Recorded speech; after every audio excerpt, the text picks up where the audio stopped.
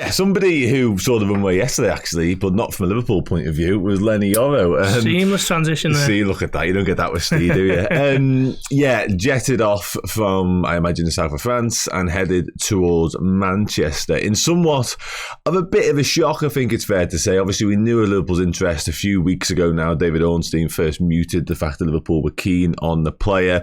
It was reported, actually, at the start of this week that Liverpool had kind of ended their pursuit due to just a belief that he was Real Madrid bound, for all intents and purposes. Now, obviously, in the past 24 hours, we've discovered that he isn't, and he is, in fact, Manchester United bound. Some of the numbers in around the €50 million mark up front and 12 million thereafter when it comes to add-ons. You're looking at north of 50 overall, and a bit on the salary as well. According to Florian Plettenberg, he's starting off on £113,000 a week, which could rise to more like 145 a week. I know you've been sort of the Echo, rather, your colleague Ian's been across this quite a lot. What's your take on this? Because we heard, obviously, Richard Hughes a couple of weeks ago now sort of mention the opportunistic signing line. And this, to me, without wanting to put too fine a point on it, flies in the face of that ever so slightly, because Liverpool were keen on the player, but they had the belief that Real Madrid were going to get him. And that isn't now the case. That felt like Liverpool could have been opportunistic and sort of swept in there. Yeah, no, I agree. In terms of it being an opportunistic one, I think that was where the initial interest come from, because he was in the last year of his contract. So they were looking at an 18-year-old centre-back who played 33 times, I think, for Lille last season. Really sort of developed himself as one of the emerging young teenagers in European football, I guess. And Liverpool thought that the level of quality, the age, the experience level at that type of age, and the contract situation sort of made him stand out as a target, sort of independent of any wider centre-back search. I think I've mentioned that before on this show. But all things were pointing towards him having his heart set on Real Madrid, which, you know, as much as we cover Liverpool and we know the magnitude of Liverpool as a club, sometimes Real Madrid, when they come calling, that turns a player's head, doesn't it? We've seen it with Aurelien Tchouameni and Jude Bellingham and Leny Yoro seem to be the latest in that long line. But I don't know what's happened to Real Madrid then, but were they looking to perhaps just wait it out and see if they could get him next summer when he's more polished as a player, and he's obviously not as costly as well because he's a free agent essentially.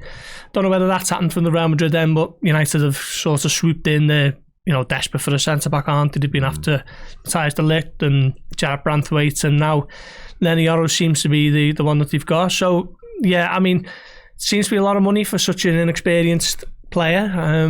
Liverpool tend to target, you know, first team stars.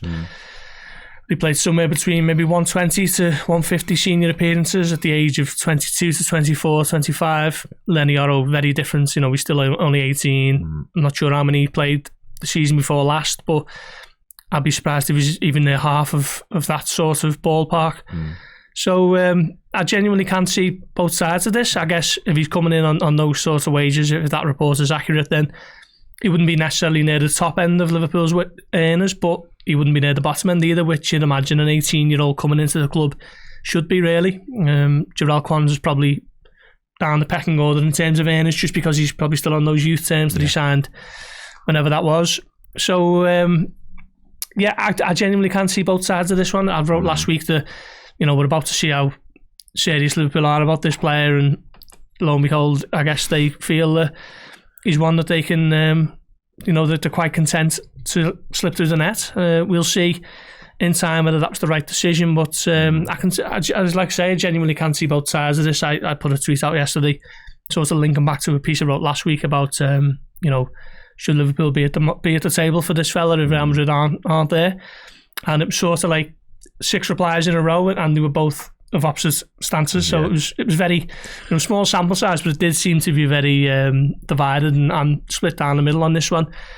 But I guess time will tell whether it's been the right decision for Liverpool. But I do believe that they do need a centre back, and if this guy was the one who they sort of earmarked as a star of the future, then I am surprised that they haven't continued their interest. Yeah, absolutely. Yeah, and I make you right in terms of like it seemed to sort of divide opinion yesterday alone on Twitter, really, because there was the people saying why weren't Liverpool sort of getting involved if it became apparent that Real Madrid weren't going to act upon it, because Manchester United, to their credit, we haven't been able to say that often in the transfer window down the years, but they've sensed an opportunity and they have acted upon it, whereas Liverpool seemingly backed away from that situation.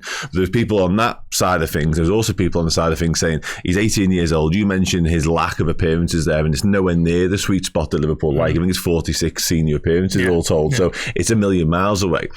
And of course the money involved is another factor as well, but people say we got Joel Quansah, you know, for all intents and purposes, certainly when it comes to Premier League level, is proven, and we know how good Joel Quansah is. We have him on our hands, so why spend all that money on Leny Yoro? So I'm with you. I get both arguments, and I put a similar tweet out on our account kind of saying it's fine to be annoyed and it's also fine to be perfectly okay with this a little bit. I mean, dividing opinion and saying calm things on Twitter isn't exactly always the best thing, I wouldn't have thought. But your colleague Ian, I mentioned a moment ago, he did a report on this yesterday. He said it's come down to money and opportunity. United are in a position where they are willing to take an expensive punt on a player who will be given regular matches. Liverpool didn't think they could justify making the 18-year-old the second most expensive defender in their history, obviously behind Virgil van Dijk, given the personnel already at their disposal. I mean, we've kind of spoken around that, but interesting line there really is the first team football line, I guess, and where he would fit into that pecking order.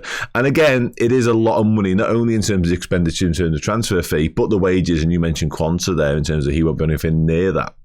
Is that where it kind of falls down on then? Liverpool weren't willing to spend such big funds for somebody who's probably going to be waiting in the wings for quite a long period? I think so. Liverpool have always shown an unwillingness, if you like, not to overspend on players, even though the money is there. We know it was there for Caicedo last summer, but it wasn't necessarily there for Romeo Lavia, and you know, Caicedo would have cost more than twice Romeo Lavia. So they do have, you know, I know that they do have sort of in-house valuations on players, and that will have certainly have been, that rule would have been run over Leny Yoro, and you know, the number would have come out at the bottom of it into the final year of his contract. Lille desperate to sell because they don't want to lose him for free. So Liverpool will have had a number there, and maybe United have paid 5, 10, 15 million over what Liverpool thought that the true valuation would have been. And then again, you look at it and you think, well, Liverpool have got 4 centre-backs, haven't they? Virgil van Dijk, Konate, Gomez and Quansah. The big one for me is what happens with Joe Gomez, where the slot see him. You know, we know Klopp played him at right back and then sort of had to play him at left back, and he shone there really, didn't he? Got himself back in the England set up on the back of those performances. But if he goes back to being a sort of, you know, orthodox centre-back next season, then Liverpool probably are okay there at centre-back. If he's going to continue this sort of high-quality, you know, utility man that he was last season, then I think Liverpool probably do need a defender.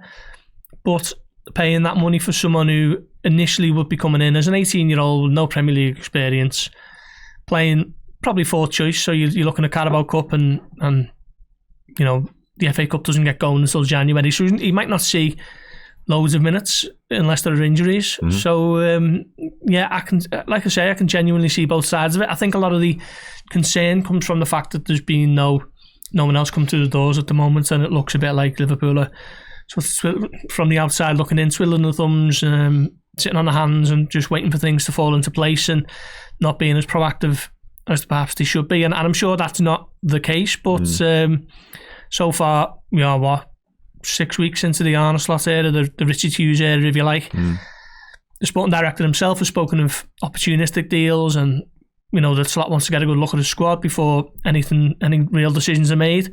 But then that leaves you at the mercy of panicking in August, which is very unlike Liverpool. So we'll see what happens. But like I say, I can see the frustration, and I can also see the more measured takes where Leny Yoro is concerned. No, absolutely, yeah, and I think it makes it just sting that little bit extra, the fact that he looks like he's off to Manchester United as well. Probably, I mean, if he goes on to be, you know, top centre back, and within 18 months you're looking and thinking, well, he's one of the best in the continent. May live to regret that. You can see why questions might start to be asked, but ultimately, I think you're looking at it and think, well, let's just see how he settles. You know, United have had a horrendous record in recruitment over the past decade, but on the flip side, Real Madrid haven't. And if they were half keen as well. I think like you said right at the top, like losing out to Real Madrid, as much as that isn't ideal and not where we want to be in terms of sort of the standing of pecking order in world football, you can kind of take it a little bit. But then when it's Manchester United on the flip side, you go, don't like that one little bit. But yeah, it remains to be seen. And like I say, Liverpool could well live to regret it, or it could look like a masterstroke walking away at the price that was involved potentially. Yeah.